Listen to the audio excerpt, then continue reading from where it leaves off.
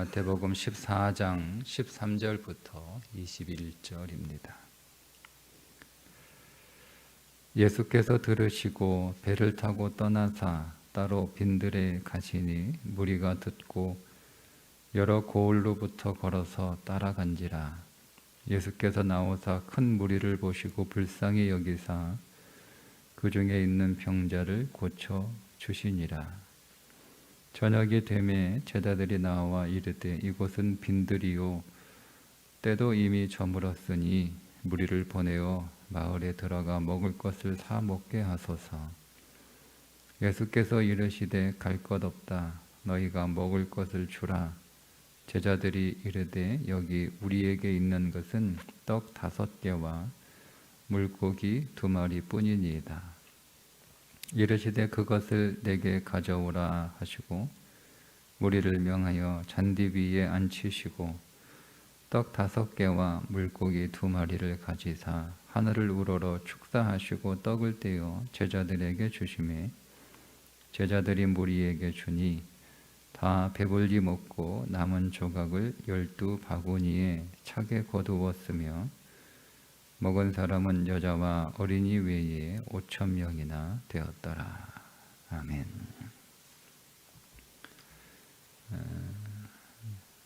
마태는 계속해서 믿음에 관한 문제를 다루고 있는데 어제 우리가 헤롯의 이야기를 통해서 믿음은 우리 스스로 가질 수 있는 것이 아니라 하나님께서 선물로 주셔야만 믿음을 가질 수 있다는 것을 함께 나누었습니다.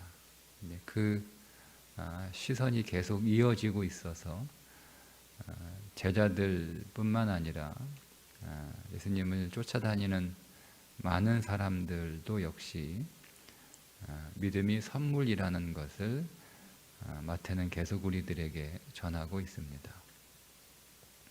예수님께서 배를 타고 빈들로 가셨는데 그것을 무리가 듣고 그들은 걸어서 예수님에게로 쫓아왔습니다. 남자만 5,000명이었으니까 남녀노소를 다 감안하면 한 2만 명 정도가 되지 않았을까 이렇게 추정되는 엄청나게 많은 숫자죠. 여러분 2만 명이면 대구 스타디움 꽉 차면 10,000명이라고 하거든요. 그러니까 뭐 얼마나 그 많은 숫자예요. 그러니까 상상할 수 없는 숫자들이죠. 그 많은 사람들이 예수님 쫓아왔는데 예수님이 그들을 보시고 불쌍히 여기사, 불쌍히 여기다 하는 말은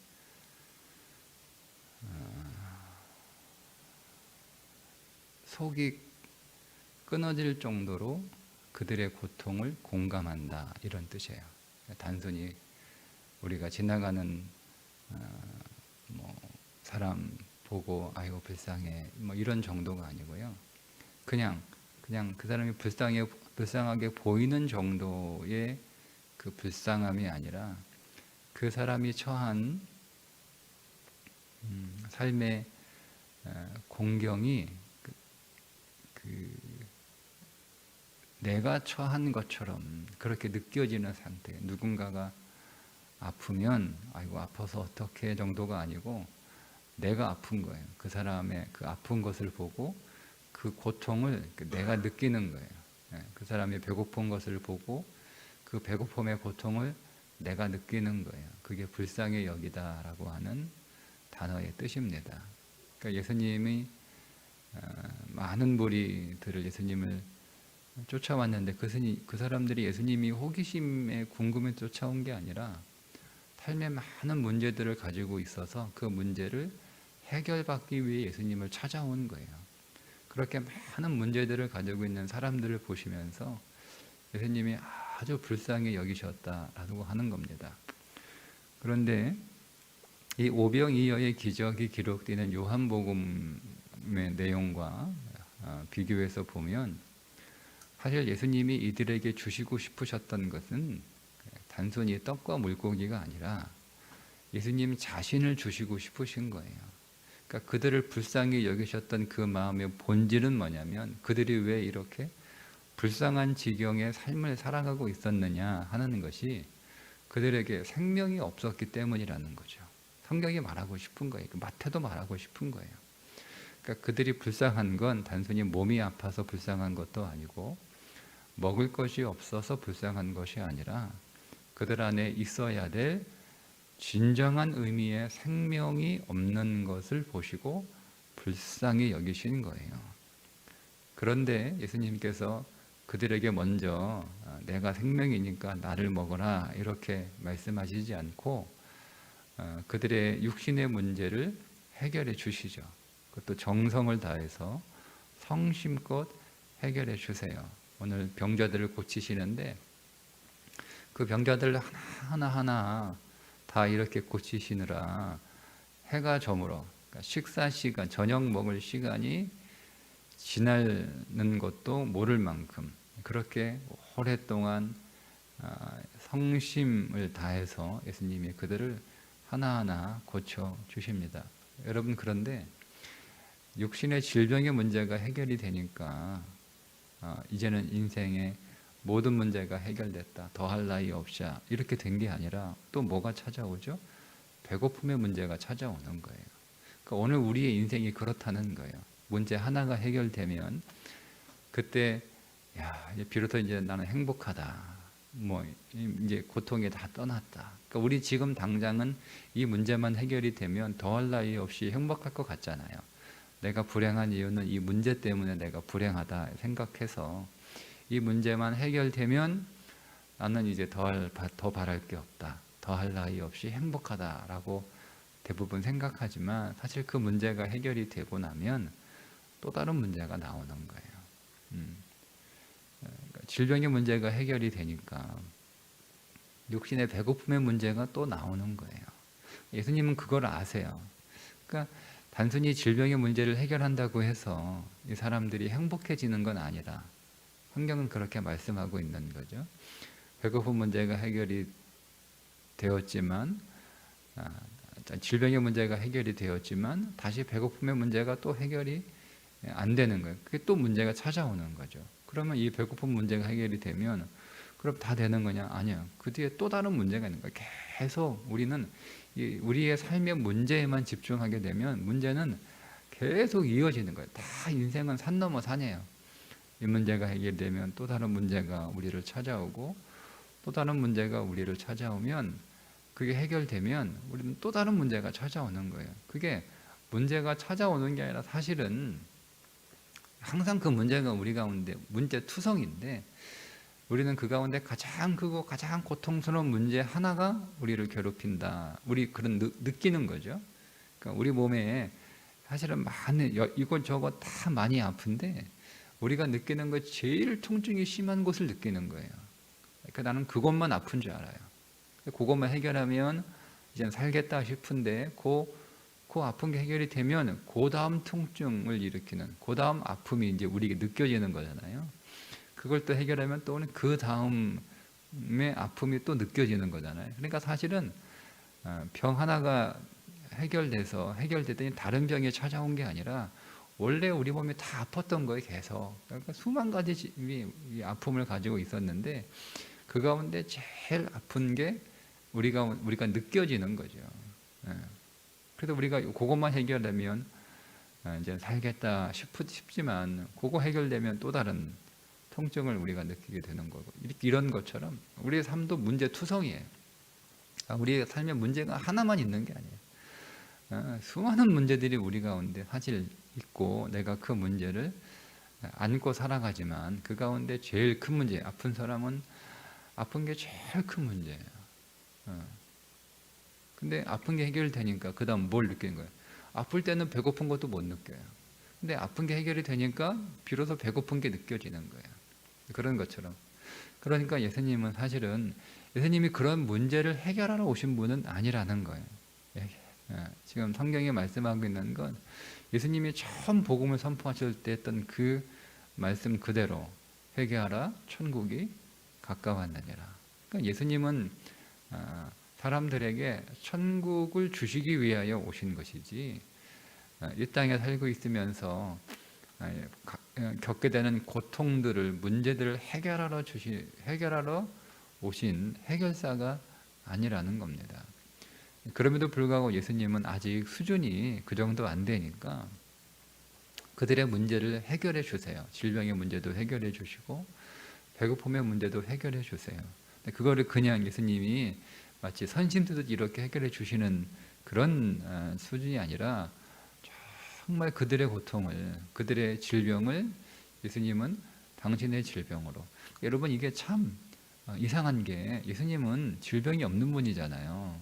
그죠? 그러니까 건강한 사람이 아픈 사람을 공감할 수 없어요. 공감할 수 없어요.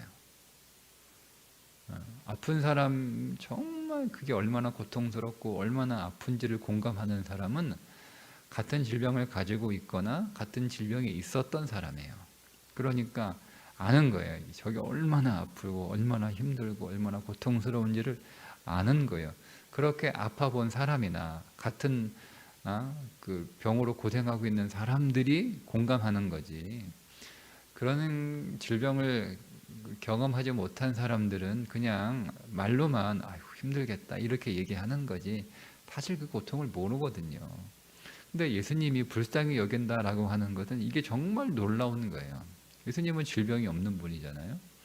그분은 질병을 고치시는 분이지 질병이 없어요. 질병의 고통을 모르세요. 그런데도 예수님은 그 사람들의 그 아픔을 당신의 아픔으로 여기셨다는 거예요. 여기셨다는 거예요. 그러니까 이 문제가 해결이 돼도 그들은 역시 또 다른 문제로 고통을 당할 것이라는 걸 아시면서도 그 문제를 공감하시고 불쌍히 여기셨다라고 하는 것이죠. 이게 예수님이에요. 그러니까 그들의 문제의 본질은 생명 없음이에요. 생명 없음이에요. 그러니까 그들이 불행한 건 몸이 아파서 불행한 것도 아니고 배가 고파서 불행한 것도 아니에요. 그들의 본질은 생명이 없어서 불행한 거예요. 그걸 예수님은 이미 다 아시고 그 생명을 주러 오신 분이시지만 사람들이 그 육신의 문제로 너무 고통스러워하니까 야 그게 문제가 아니야 지금 지금 심각한 건 그게 심각한 게 아니야. 너희들의 불행은 그게 아니야. 너희가 지금 잘 몰라가지고 고작 그 병든 것 가지고 그렇게 불행하고 고통스러워하는데 본질은 생명 없는 거야. 이렇게 말씀하지 않으셨다는 거예요. 저는 이 부분이 예수님의 참 놀라운 부분인 것 같아요. 우리는 그렇지 않거든요. 저라면 그렇게 생각하지 않겠어요. 제가 좀 마찬가지예요. 성도들이 여러 가지 인생의 문제로 고통스러워하고 힘들어할 때 목사의 눈에는 믿음 없어서 그렇게 고생하는 거예요. 근데 그러면 보통 믿음 없어서 그런 것이다 라고 생각도 하고 또 그렇게 말하고 말로만 힘들겠다 생각하는 거지 정말 얼마나 힘들까 이렇게 느껴지기가 쉽지 않거든요. 예수님은 그렇다는 거예요. 우리가 예수님으로부터 배운다라고 하는 것이 조금 뭐 그렇지만 뭐 우리가 배울 수 있는 건 아니거든요. 그런 마음이 우리 가운데 흘러 들어 오도록 기도할 필요가 있습니다. 그러니까 당장 그들의 필요의 문제를 예수님은 그것도 그냥 이렇게 선짓해서 주시는 것이 아니라 정말 마음을 다해서 고쳐주세요. 그리고 배고픔의 문제 봐라야 또 문제 하나 해결되니까 문제가 또 생기지 봐라 이게 본질이 아니야 이렇게 말씀하시는 게 아니라 먹는 문제도 또 해결해 주세요. 예수님께서 그들이 배불리 먹을 수 있도록 그들을 충분히 해결해 주시죠. 근데 이제 우리가 요한복음을 함께 읽어야 되는데 그렇다고 해서 그들이 예수를 그리스도로 영접하느냐? 그렇지 않다는 거예요. 그러니까 믿음은 우리의 질병이 고쳐진다고 해서 믿음이 생기는 게 아니에요. 우리의 배고픈 문제가 해결됐다고 해서 믿음이 생기는 게 아니라는 겁니다. 그러니까 헤롯은 악한 사람이니까 악한 사람이니까 믿음을 가질 수 없다. 이렇게 우리가 이렇게 생각할 수 있어요. 근데 그렇지 않죠. 여기 있는 사람들은 예수님은 배 타고 건너가시는데 이 사람들은 예수님 배 타고 건너가시는 그 속도에 맞추려면 엄청 뛰어야 돼요. 갈릴리 호수를 쫙 둘러가지고 갔다는 얘기거든요. 이게 거리가 만만치 않거든요. 거리가 굉장히 멀어요. 그러니까 여러분 그 먼 거리를 사람들이 달려가서 예수님 찾을 정도면 대단한 거잖아요. 그럼에도 불구하고 그 예수님에 대한 그들의 믿음은 그리스도가 아니라 그들의 삶의 문제를 해결하는 해결사였어요. 그것도 대단한 거죠. 그것도 대단한 거예요, 여러분. 우리가 우리의 문제,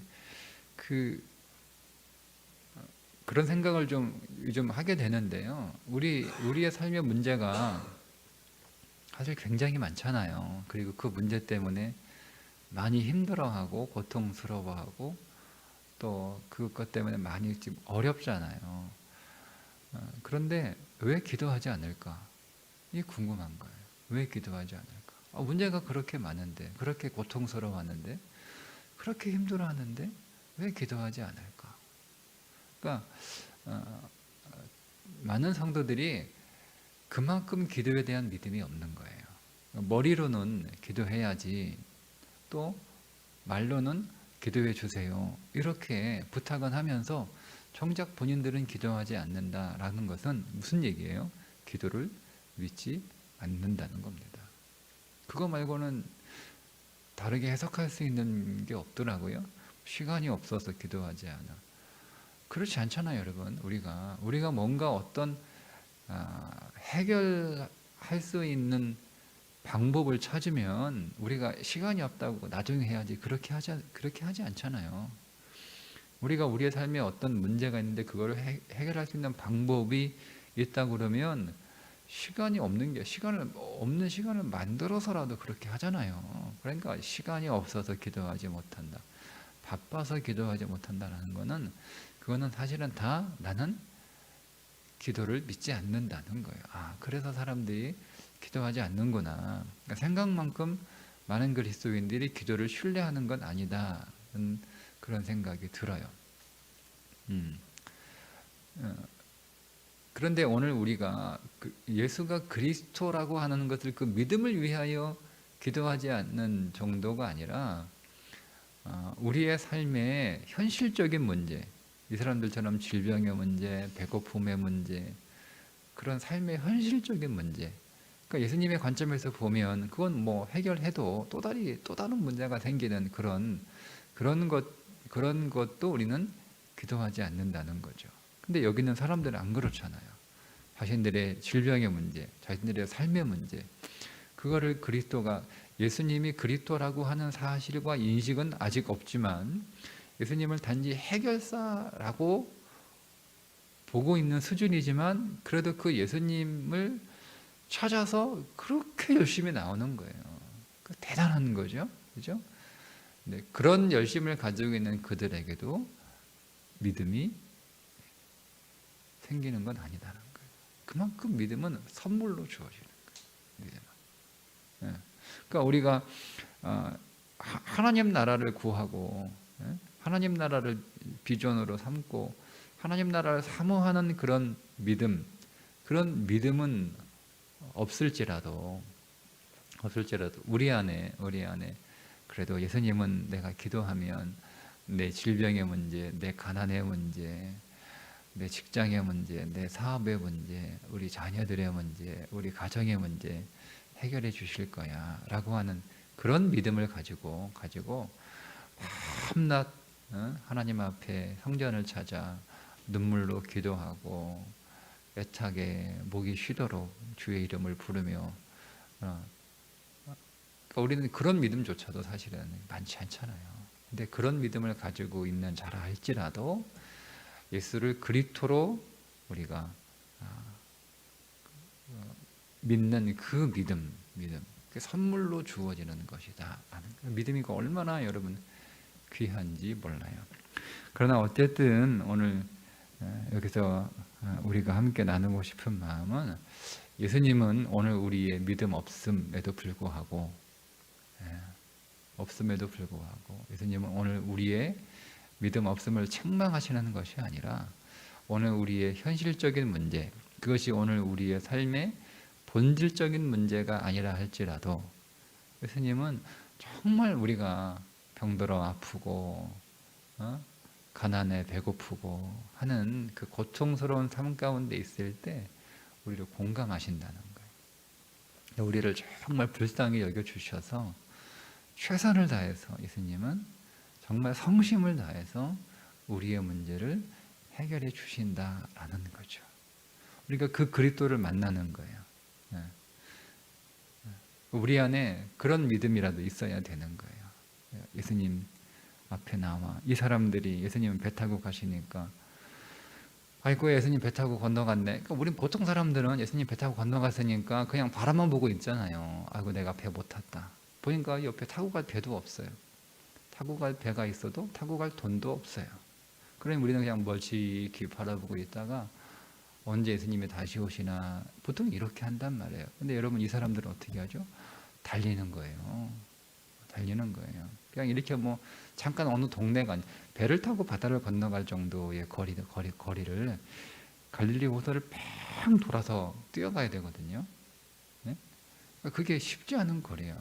이 사람들은 열심히 뛰어가잖아요. 얼마나 뛰어가요? 예수님이 그 사람들 오기까지 이렇게 기다리는 것도 아니잖아요. 예수님이 배에서 내리고 예수님 갈 길 가시는데 이 사람들이 예수님을 뒤쫓아서 그걸 잡은 거예요. 그러니까 여러분, 이 사람들이 그런 믿음이라도 얼마나 대단한 믿음이에요. 그러니까 그런 열심이라도 있어야 되는 거예요. 우리가 믿음이 없으면 그런 열심이라도 있어야 되는 거예요. 예수님을 끝까지 배 타고 갔으니까 아이고 이제 예수님 놓쳤다. 이제 우리 못 간다. 예수님 다시 오실 때까지 기다리자. 뭐 이런 게 아니라, 야 예수님 배 타고 가셨다. 야 큰일 났다. 안 되겠다. 우리가 뛰어서라도 예수님 따라가야겠다 하고 열심히 뛰어가는 믿음 없으면 우리에게는 그런 열심이라도 있어야 되는 거예요. 근데 결국 그 열심을 통해서 우리에게 믿음이 주어지는 거죠. 그러니까 예수님이 믿음 없음을 책망하시는 게 아니라 그런 열심을 보시고, 얼마나 힘들면, 얼마나 아프면 이 먼 거리를 달려왔을까.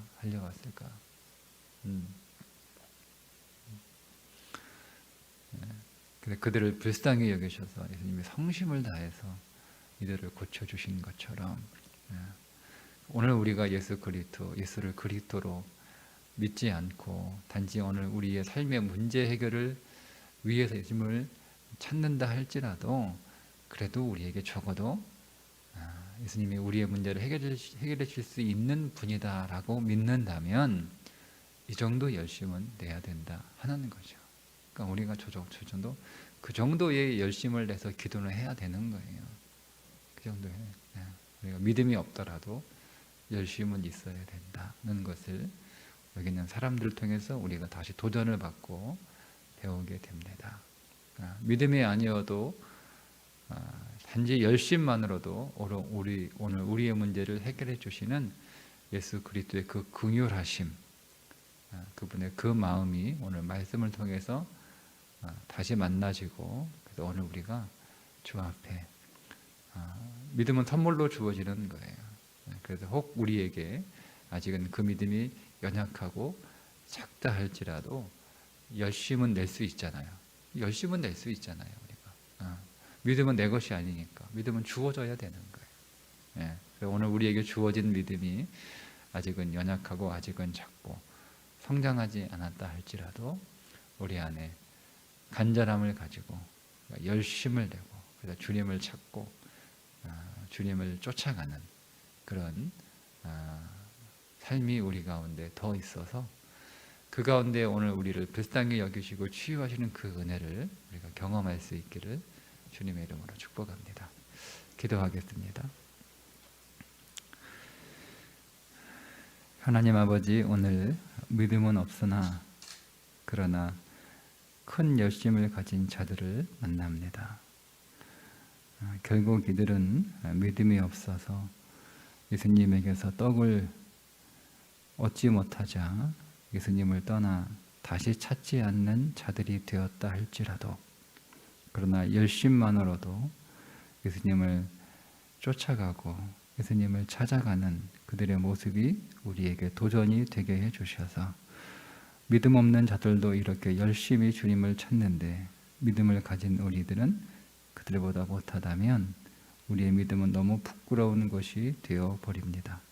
하나님, 우리에게 믿음을 선물로 주셨으니 우리가 더 열심을 내어 주의 이름을 부르며 주를 찾는 자들이 되게 해 주옵소서. 우리를 불쌍히 여기시는 주님을 발견하게 하시고 우리의 삶의 문제를 공감하시며 해결해 주시는 그 은혜와 긍휼을 체험케 하여 주옵소서. 예수님의 이름으로 기도드리옵나이다. 아멘.